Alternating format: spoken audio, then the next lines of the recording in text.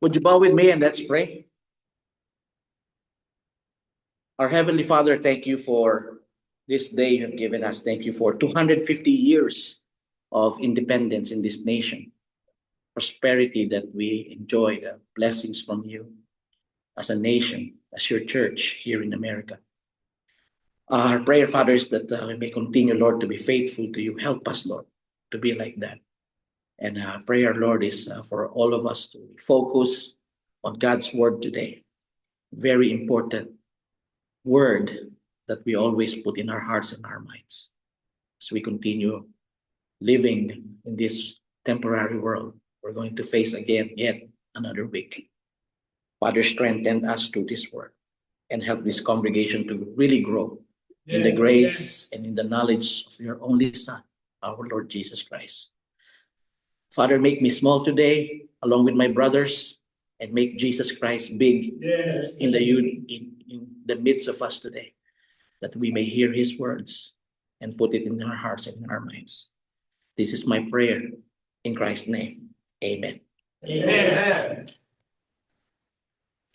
We're continuing with Jude in chapter 1.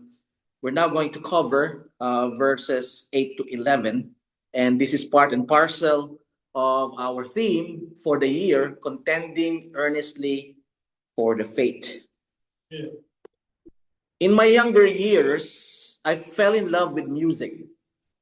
I thought that I would be professionally going to a musical career in my life when I was young. When I'm listening to music, and this is where it gets my interest. When I'm listening to a song, I have this ability to be able to single out a particular instrument that I would like to study, as if I was like amplifying that while listening in my mind, and the rest of the instruments are low in volume. I can identify bass parts, rhythm parts, drum parts, even some parts of the orchestra. I can literally, like in my mind, blow up the volume of a particular instrument. And to me, that's a gift. Yeah. When I tried listening to real music, the orchestra one, it became harder for me because, you know, when you look at the orchestra, especially the grand orchestra, it's made up of like 100, more than 100 instruments. Yeah. When you listen to it. As I was telling you a couple of weeks back, I had the opportunity to work at the Cultural Center of the Philippines, where they host kind of like presentations like this. During one of the rehearsals, I was tapped to be the usher there. And the ones performing is going to be the Royal Philharmonic Orchestra of Great Britain. They're one of the best. And they have a grand orchestra, more than 100. I was trying to use that ability while listening to be able to single out a particular part of an instrument in the orchestra, and it appears so hard. But here I am, as I'm watching, the conductor was like doing his thing, and all of a sudden, his stick, he slammed it on the podium and stopped the entire orchestra to single out one player within the orchestra and told him, "You are one half note flat." Can you imagine in the orchestra, they have like 4 sections. The string section alone has like so many other departments inside. The strings 1, strings 2, you know, and many more, that like the bass part in the string section, and he can single out one player. That's how good he is, because he mastered the music sheet. So nobody can get away with a wrong note because the conductor identifies you, and embarrassingly, that fellow says, "I'm wrong." Why am I saying this, brothers and sisters? In the book of Jude, Jude has explicitly told Jude has explicitly told the church that certain men that are out of tune have crept in unnoticed, meaning some people may not notice them, but if we have this ability to single out these out of tune people, we can identify them. And that prevents apostasy from happening. Amen. And this is what this lesson is all about. This is not just one job of a person. Jude calls the attention of the church. He says, contend earnestly for the faith. And that's why we need to learn this ability. And no better way than to master the music sheet of every Christian, and that is the Word of God. Amen. So Jude here listed obvious indicators in our lesson that are potential source of apostasy.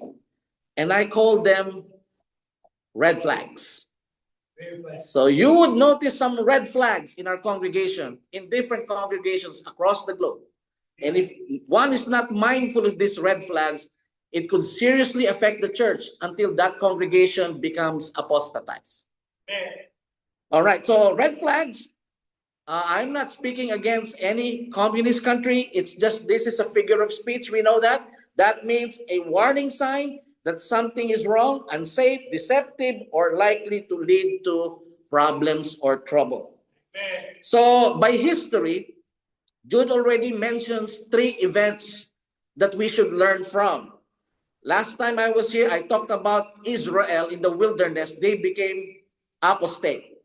They turned away from God and they were destroyed. The angels in heaven are not to be excused also. They disobeyed God. They left their post. They were destroyed. Sodom and Gomorrah, they were destroyed. That's why Jude, in the first chapter, lists down these indicators that you and I should know, so that this would be like the measuring stick for us to be able to determine, wow, we have red flags in the church. So let's read Jude 1, verse 8. It says there, likewise also these dreamers. The dreamers there represents the apostates that are already in the church in the time of Jude. So he was like comparing these dreamers to those that he mentioned earlier, Israel, the angels, and Sodom and Gomorrah. He says, likewise, these dreamers. First indicator or first red flag is defile the flesh. He says this source, potential source for apostasy, if you notice them, they don't live the Christian life really, because they defile the flesh. Defile the flesh here means sexual immorality. These are people that practice sexual immorality inside the church. They're present inside the church. That's red flag number 1. So that we can all in the same page, let us look at the Greek word that represents this particular English word, defile the flesh. It's sarkamenianusin. That means defile the flesh, or simply sexual immorality. Sexual immorality? That's a red flag? Of course it's a red flag. And it's sexual immorality, no less, because Jude himself mentions what happened in Genesis chapter 19, verse 24 to 25, as he said that in verse 7, as Sodom and Gomorrah and the cities around them in a similar manner to this, having given themselves over to sexual immorality.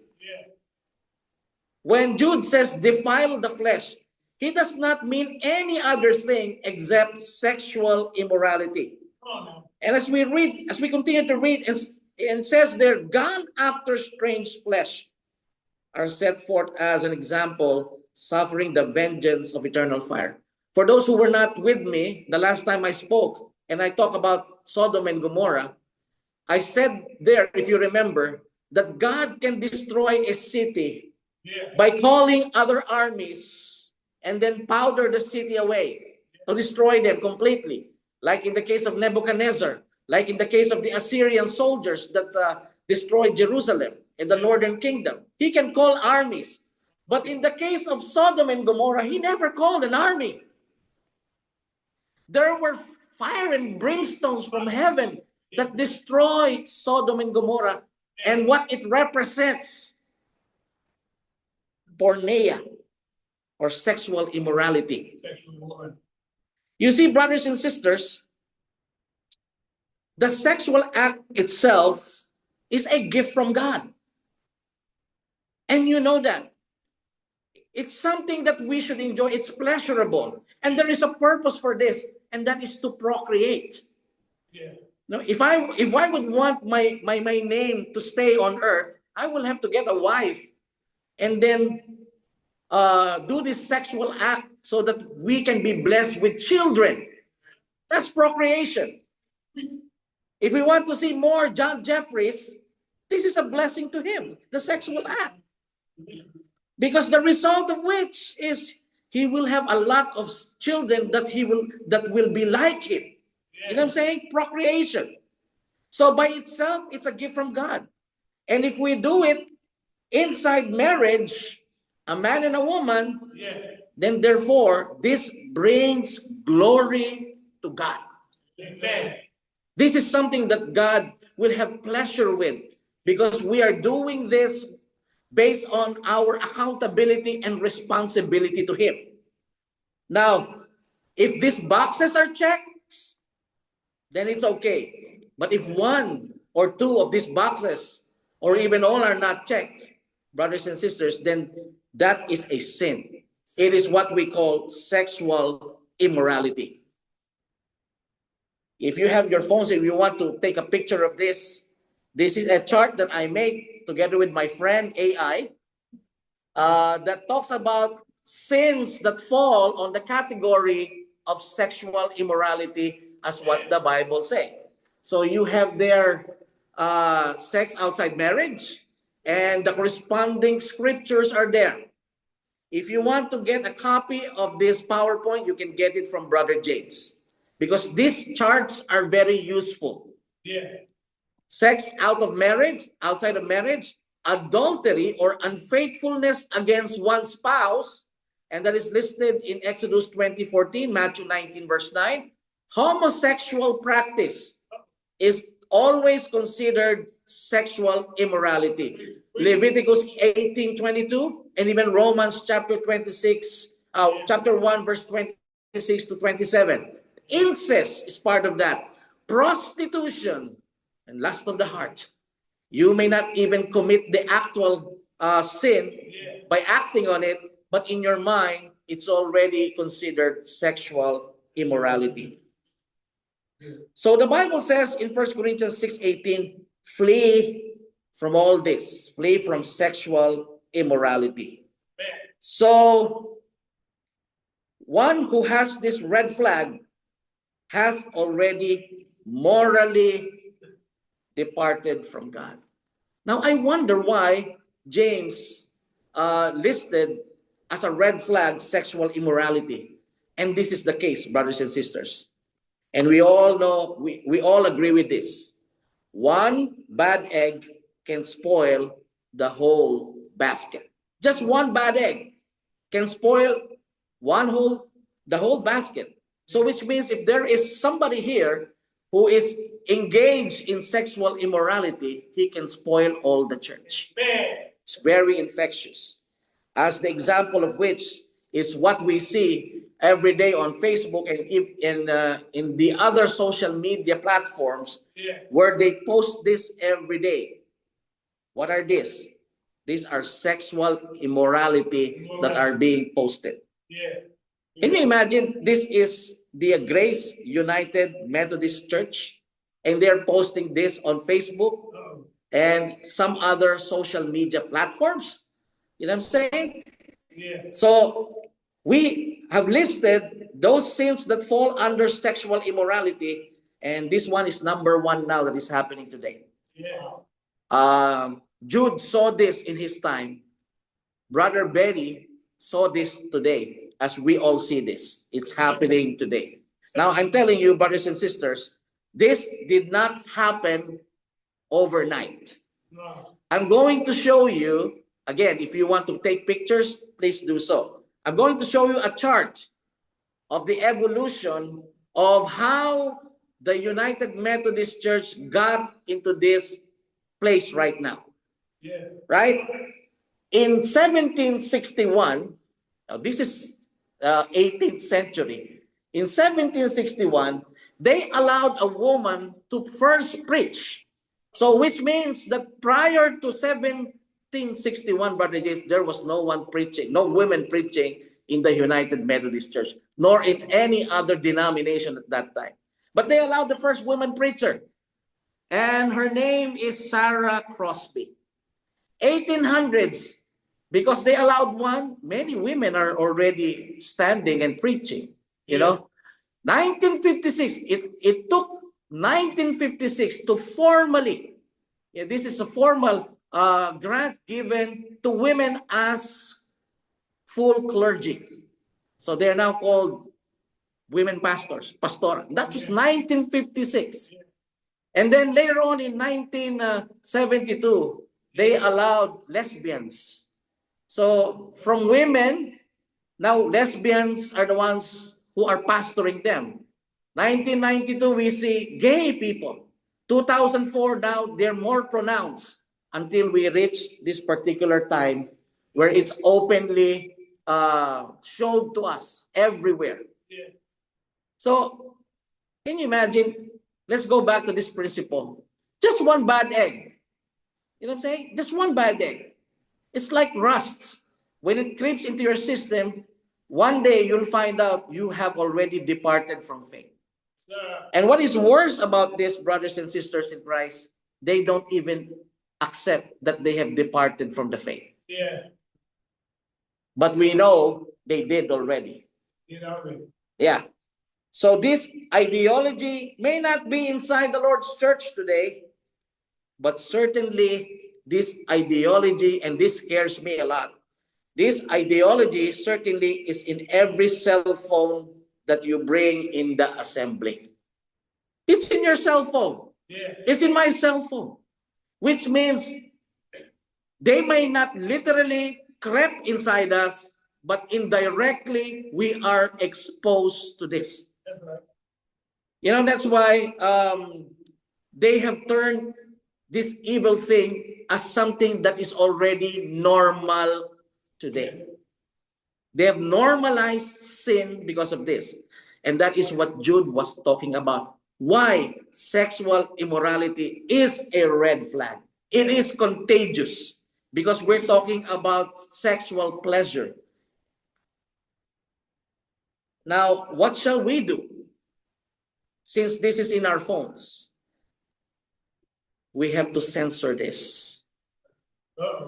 Brother, I already assigned Brother Benny to be the Censorship Bureau Chairman. We have to exercise self-censorship because it's in your phone. It's in your children's phone. It's in their friend's phone. So as a Christian, through the Word of God, as we are directed, we are to flee from sexual immorality. And the most practical way is to self-censor them, brothers and sisters in Christ. As we see the exact passage in 1 Corinthians 6, verse 18 to 20, it says there, flee sexual immorality. Every sin that a man does is outside the body. But he who commits sexual immorality sins against his own body. Or do you not know that your body is the temple of the Holy Spirit who is in you, whom you have from God? And you are not your own, for you were bought at a price. Therefore glorify God in your body and in your spirit, which are God's. Amen. Yeah. That's why there's nothing wrong with the sexual act that God gave us. But we have to be responsible in doing this, brothers and sisters, according to the will of God. Because this one glorifies God as well. We go to point number 2. In Jude 1, verse 8 again, says there, after defiled flesh, another red flag is these people inside the church that have already crept in, they reject authority. Rejecting authority is insubordination. Sometimes they call rebels. That's red flag number 2. Let's check the Greek word for this so that we can all be on the same page. If we look at the Greek word in the interlinear, the entire phrase reads as chorio taita de ateitosin. It means these people, they do not respect the authority of the standard of measure, which is the word of God. They reject this. As Jude gives us an example, he said in Jude 1 verse 11, these are the examples of people in the Old Testament that have rejected the authority of the Word of God. Number 1, woe to them, for they have gone in the way of Cain. They have run greedily in the error of Balaam for profit and perished in the rebellion of Korah. These are 3 important examples that Jude presented the Christians, including us, so we would know what it means to reject the authority of the Bible. First, let's look at the Greek word woe. This is very common in your Bible in the Old Testament and in the New Testament. The Greek word is oei, which means woe, alas, or an expression of grief, warning, or divine judgment. So when you say woe to the Pharisees, it's not something that you should rejoice with. It doesn't mean good. It means God is grieving because destruction is coming against them. So when we look at the passage in Jude 1:11, woe to them, referring to those that are already in the church that reject the authority of the Bible. They carry a different doctrine, not according to Christ, but according to somebody else. Jude says, woe to them because destruction is fast approaching them. Now, to simplify matters, in the example of Brother Jude, I made a chart again with my best friend, the AI, and this talks about Jude 1 verse 11. Okay, so here we have 3 examples and incidents that happen in the Old Testament that depicts rejection of the authority of God. Now, look at Cain. Cain here, where's that? Okay.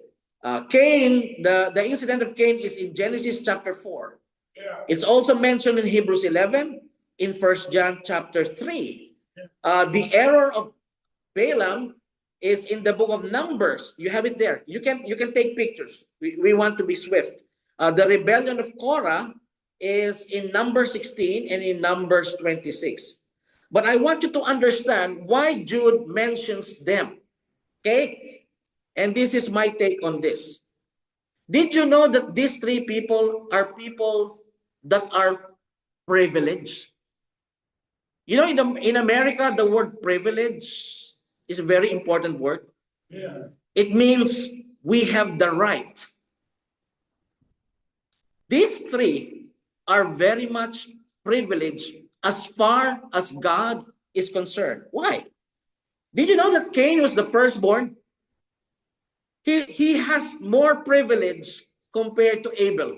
Why? Because in Jewish culture, the firstborn occupies a very important role in the family of leadership. Yeah. It's a leadership role in the family. That's why if you look at the lists of, how do you call it, genealogy, most of them are firstborn. Yeah. Because that's part of Greek culture. If Cain has privilege already in the sight of God, why did he disobey God? What else would he want from God if God gave him the privilege to be the firstborn? And yet, he departed from God. That's why Jude was talking about Cain. Cain is a privileged man. And yet, he departed from the authority of God. And so we know what happened to Cain. Look at Balaam. Balaam is a prophet. Balaam receives direct visions and words coming from the Almighty God. Yeah. Now let me ask you, have you experienced this? No. I've been a Christian for like more than 20 years and God never spoke to me directly.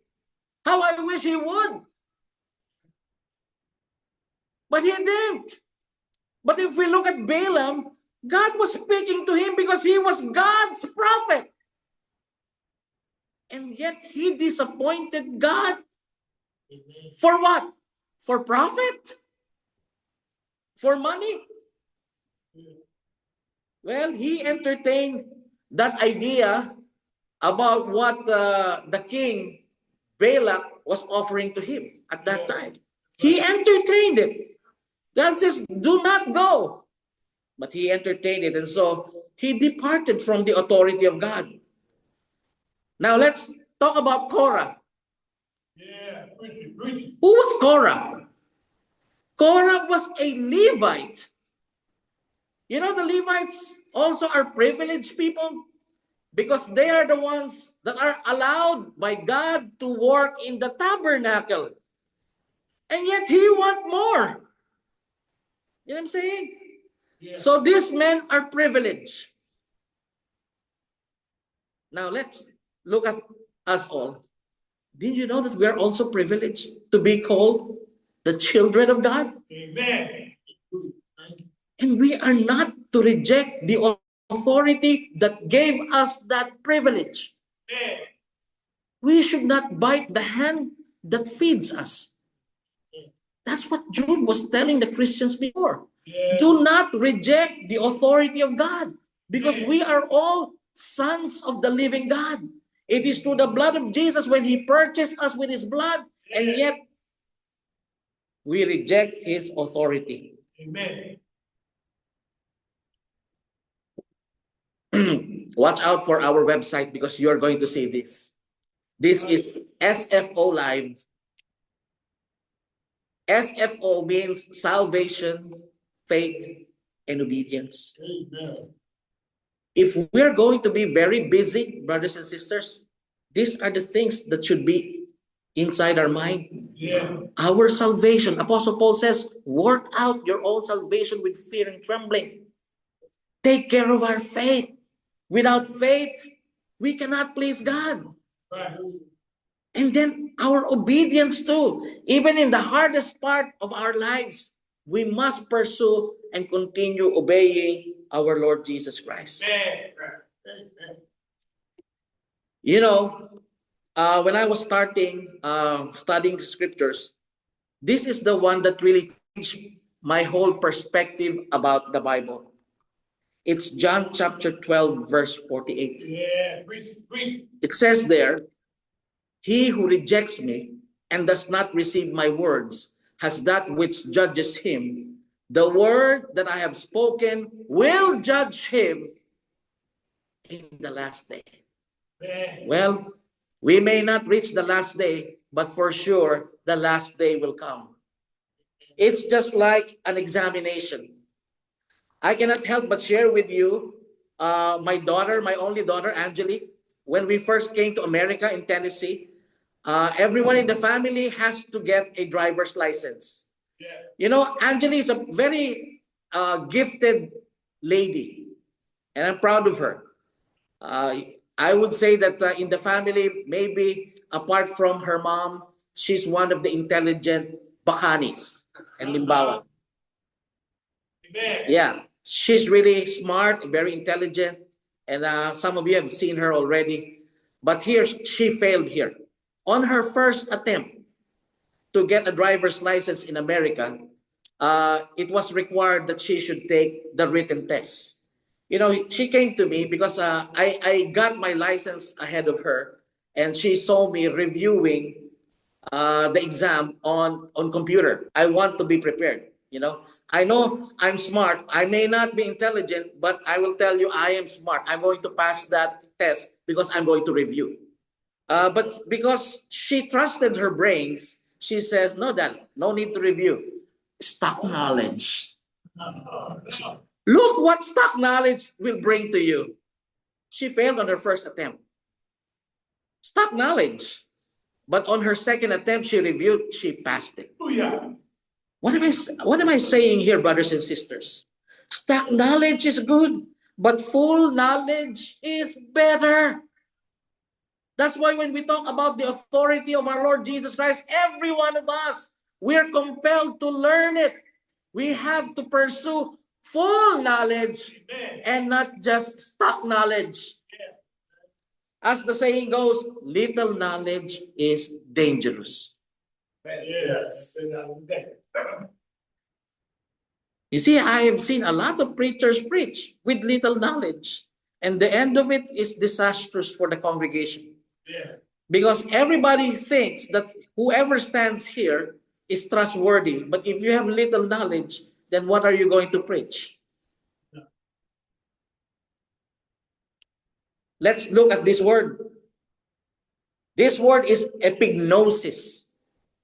This is a combination of two words, epi and gnosis, which means full knowledge. And you can find all these verses in the text there that is written, Ephesians 1:17, Ephesians 4:13, Colossians 1:9-10, Colossians 2:2, 1 Peter 2:3, and then Philemon 1:6. It's the Greek word epignosis.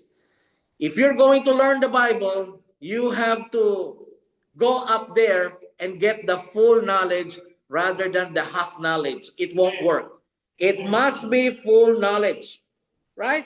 Because if the authority of Christ is rejected, it's because there is another authority that took its place. And you allow that to happen because you only have half knowledge. We have to attain full knowledge. That's why going back to John 12:48, that changed my perspective as to how I'm going to approach the Bible. If Jesus is going to judge me today, am I ready to face him? Or I'm going to tell him, Lord, I have stock knowledge.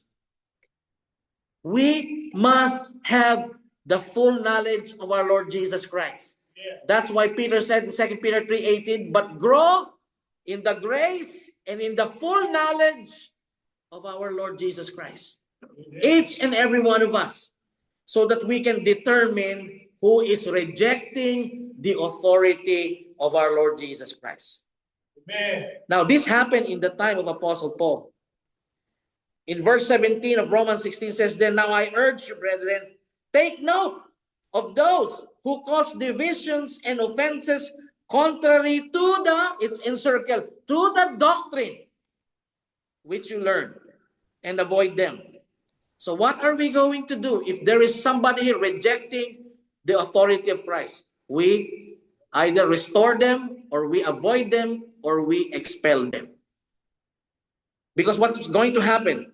In verse 18, for those who are such do not serve our Lord Jesus Christ, but their own belly, and by smooth words and flattering speech deceive the hearts of the simple. In the church, we should be discipling the sheep, not the goats. Yeah. Verse 19, very important, because of the word obedience. For your obedience has become known to all. Therefore, I'm glad on your behalf, but I want you to be wise in what is good and simple. Let's go to red flag number 3. Red flag. Red flag number 3 is speak evil of dignitaries according to New King James Version. I would say red flag number 3 are the blasphemous words that are directed towards the glorious ones. We can call them slanderers or blasphemers. This is the last part. Again, so that we can all be on the same page, let's look at the Greek word. It's doxas de blasphemosin. That's the Greek word for what's that again? Speak evil of dignitaries. Doxas de blasphemosin. They speak evil of dignitaries. They revile the glorious being. And the example that Jude gave is in Jude 1 verse 9. And as we read it, Yet Michael the archangel, in contending with the devil, when he disputed about the body of Moses, dared not bring against him a reviling accusation, but said, "The Lord rebuke you." Amen. You know, this word is very important Yeah. when we're trying to deal with people who are source for apostasy. The Lord rebuke you. Now, to understand this, again, I work with my best friend AI and ask, where is the possibility where Jude has gotten this concept and narrative regarding Michael the Archangel? And again, you have the privilege to take pictures. You can get the PowerPoint from Brother James so you can see this, so we can be guided. The death of Moses is in Deuteronomy chapter 34, verse 5 to 6. Yeah. It was not identified, but in detail, but we know it's in the plains of Moab where he was buried. Yeah. But the exact place we do not know. In Zechariah chapter 3, verse 1 and 2, this is re-echoing that word that is so important when dealing with non-believers and source for apostasy. And that is the word that is also said here. It seems like Jude re-echo the same words in Zechariah chapter 3, verse 1 and 2. Yeah. Good. And then by tradition, this is Jewish tradition, there is a writing that is not existing anymore, according to sources. And it's the writing that says Assumption or Testament of Moses. So these are the possibilities. And then oral Jewish tradition. These are stories that were handed from generations to generations. And Jude might have the same idea as some regarding what happened to the body of Moses. So, but in Jude chapter 1, verse 9, in this particular passage, which explains what we're trying to understand, which is speak evil of dignitaries or saying blasphemous words against glorious ones, I would say that in order for us to understand Jude 1, verse 9, first, let us focus on the archangel. Let us focus on the archangel. What do we observe in this passage? All right. So since he is an archangel, which means the word arch is leader and angel is messenger. So he's a leader in his rank among angels. So which means he has all the backing of heaven. Yeah. Yet in this particular instance where they were like disputing about Moses' body, the archangel, although he has the backing of heaven, full in dealing with the tempter. Amen. That's what we observe. Yeah. He was very careful when he's dealing with the person that is arguing against him. Amen. Now, I have come, I'm guilty of this. I'm very temperamental person. I easily snapped. When dealing with like unlogical arguments coming from the denominations, coming from any source of apostasy, most of the time, Brother Ed would snap. You know what I'm saying? Yeah. You see, Michael, he was mindful that in dealing with Satan, what is he mindful about? That he can fall away. Did you understand that? Yeah. That he could also depart from faith if he answered Satan wrongly. Remember, he had the backing of the kingdom of God in heaven. He is an archangel. He can easily like do some things, because he has the backing of heaven. If I have the back of the United States of America, I would be proud. I would go anyone who is after the United States of America because I know I have the USA backing me up. You see, you have Michael and he's an archangel. He's a rank. And he has the backing of heaven. And yet he was careful in dealing with Satan. He was mindful that he can fall away if he approached Satan wrongly, not according to the will of God. Amen. This is what Jude was talking about. These people are inside the church, but how are we going to approach them? Yeah. Are we going to humiliate them? Are we going to issue angry words at them? Or are we going to say, the Lord rebuke you? Isn't that beautiful? Yeah. When we can say that to a person who is in error, and yet we love that person, we can tell him just like what Michael did, the Lord rebuke you. The scripture says Michael never brought any reviling accusations towards Satan. He can do that because that is who Satan is. And yet he was careful in dealing with Satan. Man. As I've said earlier, when Satan and his cohorts, those that are potential source for apostasy, brings to us this doctrine, Satan wants you to snap. See that? He wants you to fall away. Yeah. This is his strategy. He wants you to snap and fight back. Yeah.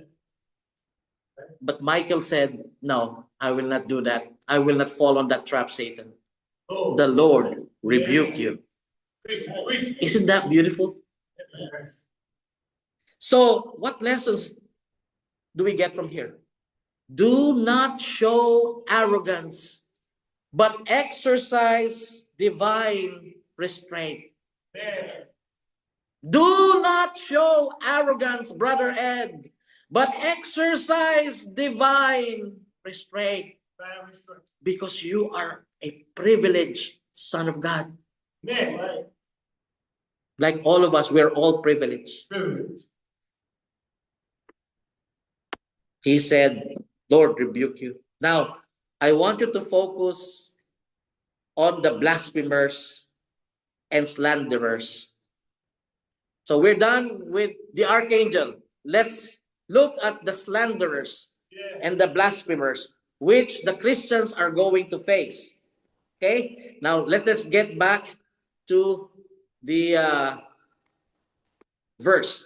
See, verse 10 says, but these, I encircled these.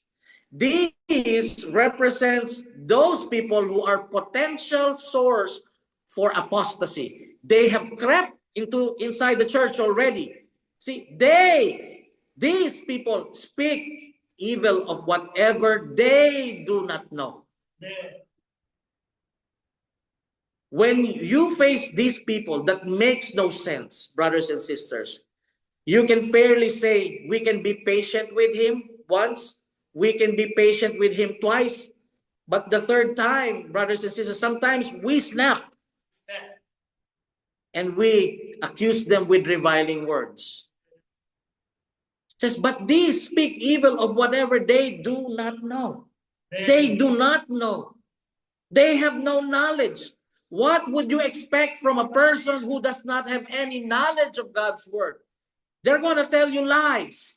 They're going to tell you fables. They're going to tell you narratives that are not according to the measure that John used to measure the temple, the body of our Lord Jesus Christ. Amen. And it says there, and whatever they know naturally, they're like brute beasts.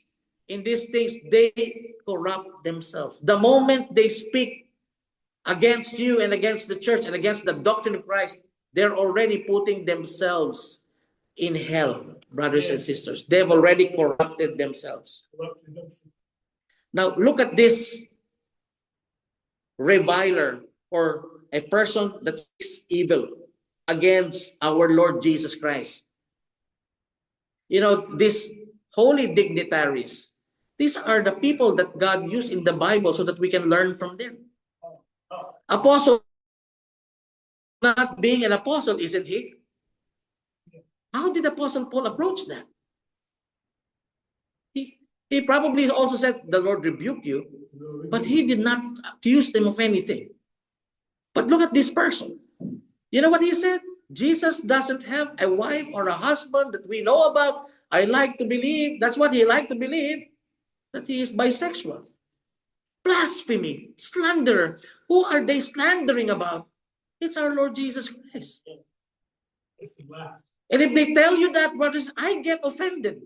I can snap at one point. You know what I'm saying? That's my Lord and my Savior. And you accuse him of that? But then again, the archangel says, the Lord rebuke you. In 1 Timothy chapter 1, verse 7 and 8, it says here, there are really people who are like this. They desire to be teachers of the law, understanding neither what they say nor the things which they affirm. But we know that the law is good if one uses it lawfully. If you use the law for your own good, then for your own pleasure and your own self, then it's not lawful, according to this passage, 1 Timothy chapter 1, verse 8. Now, I'm going to close with this. So you have three. Defile the flesh, reject authority, and speak evil of dignitaries. I want to close with what Jude says. He describes all these people who defile the flesh, who reject authority, and speak evil of dignitaries in one word, and that is the word dreamer. I'd like to end with this. Did you know nowadays there are two meanings of dreamers? There are two meanings of dreamers. By the way, the Greek word for that is enupni azomai, dream, to dream. Okay? There are two meanings of dreamers in today's day and age. One is that a dream can push one to be an achiever. What does that mean? We dream of things that we want in our life, for our family, even for the church. But this is achievable. There was a time when we went to Alabama to support my son, who, when he came to America the first time, all he wanted to be is to become a pilot. And we do not have the ability to send him to pilot training class. So one time on a dinner, he told he told me and my wife that he wanted to join the Air Force. I nearly fell on my seat because at that time, Donald Trump, who was then president the first time, is having a world war with the North Korean president, Kim Jong-un. And we thought that there's going to be a war between USA and North Korea. So I told him, no, you cannot be a soldier and go to war. But, that was his dream. Right on that table, I heard him say, I want to drop the first bomb in North Korea. Of course, it's a joke, but he just wanted me to understand that this is his dream. Yeah. Couple of weeks back, he's almost close to that dream, brothers and sisters. Amen. Because as an airman, he allowed himself to study with the support of the United States Air Force, and he got his rank several weeks back, which means he's now eligible to attend the pilot training program. Amen. Which right now he is in Laughlin Air Force Base. Wow. Wanting to be a pilot. Good. We were actually asking, what type of plane are you going to fly? Because that's exactly what is going to be given to him, But he still is mum regarding this. So this dream is a dream that can be realized. Dreams that push one to be an achiever. By the way, that's my son. Wow. So dreams which can never be realized is the second dream. And this is what Jude was talking about when he called these people inside the church now as dreamers. They want to dream, but their dream will remain a fantasy and fable forever. They could no longer identify in their life what is real and what is fable. Some people dream to be a woman when they are man, but they can never be a woman if they are a man. No. Some people inject sorts of hormones in their body, but their body is rejecting the hormones, and the male hormones still exist. Yeah. You know what I'm saying? Some are not happy with their body, so they defile their body. They live in a dream and forever will be a dream. But what is worse is what Isaiah had already mentioned in Isaiah chapter 5 verse 20, and I'd like to repeat that again. Woe to those who call evil and good evil. Woe to those who call evil good and good evil, who put darkness for light and light for darkness, who put bitter for sweet and sweet for bitter. That is the reason why they are dreamers. They want to make sins good in the sight of God. But it will never happen. It will never ever happen. It will forever be a dream. Apostle Paul saw that already in 2 Timothy chapter 4 verse 4. And they will turn their ears away from the truth and be turned aside to fables. Brothers and sisters, this is what we are facing today. We face people who defile the flesh. We face people who reject the authority of our Lord Jesus Christ. And even to a certain point, speak against what Jesus Christ really is. If you are not yet a Christian, my friend, maybe this is the time for you to put on Christ in baptism. God has a very good plan in his salvation. You must believe that Jesus is the Son of God. John 8:24. Repent from your sins. Luke 13:3. Confess that Jesus is the Son of God. Matthew 10:32-33. And be baptized into Christ for the forgiveness of your sins. Acts 2:38, Acts 22, verse 16. And walk with Jesus faithfully and never change that doctrine of Christ. Live with it, apply it in your lives, and I'll tell you, we'll all see ourselves in heaven. If there's somebody who wanted to be baptized into Christ today, we have a baptistry here. This congregation can help you to become a Christian according to the scriptures. Let's all stand up as we sing our invitation song. And